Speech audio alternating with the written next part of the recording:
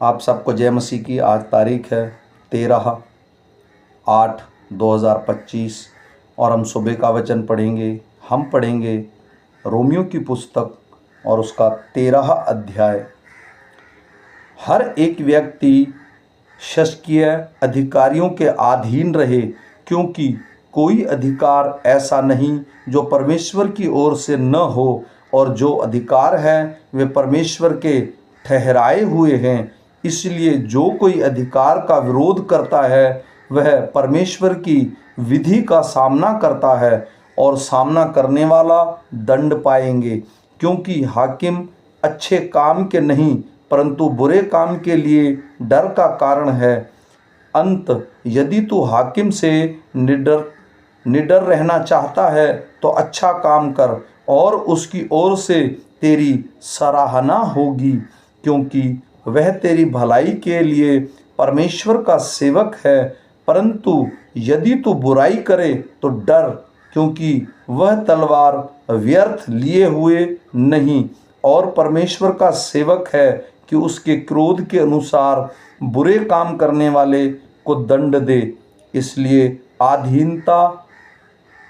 अधीन रहना न केवल उस क्रोध के डर से आवश्यक है, वरन विवेक भी यही गवाही देता है।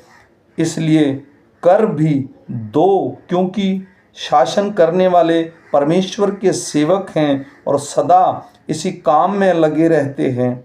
इसलिए हर एक का हक्का चुकाया करो। जिसे कर चाहिए उसे कर दो, जिसे महसूल चाहिए उसे महसूल दो, जिससे डरना चाहिए उससे डरो, और जिसका आदर करना चाहिए उसका आदर करो। आपसे प्रेम को छोड़ और किसी बात में किसी के कर्जदार ना हो, क्योंकि जो दूसरे से प्रेम रखता है उसी ने व्यवस्था पूरी की है।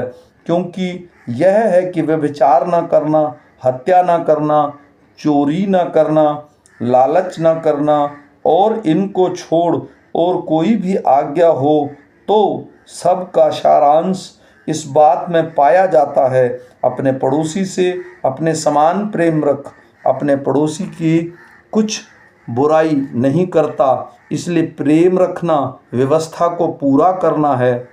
समय को पहचान कर ऐसा ही करो, इसलिए कि अब तुम्हारे लिए नींद से जग उठने की घड़ी आ पहुंची है। क्योंकि जिस समय हमने विश्वास किया था उस समय के विचार से अब हमारा उद्धार निकट है। रात बहुत बीत गई है और दिन निकलने पर है। इसलिए हम अंधकार के कामों को त्याग कर ज्योति के हथियार बांध लें। जैसे दिन को शोभा देता है वैसे ही हम सीधी चाल चलें, न कि लीला क्रीड़ा और पियक्कड़पन में, न व्यभिचार और लुचपन में, और न झगड़े और डहा में, वरन प्रभु यीशु को पहन लो और शरीर की अभिलाषा को पूरा करने का उपाय ना करो।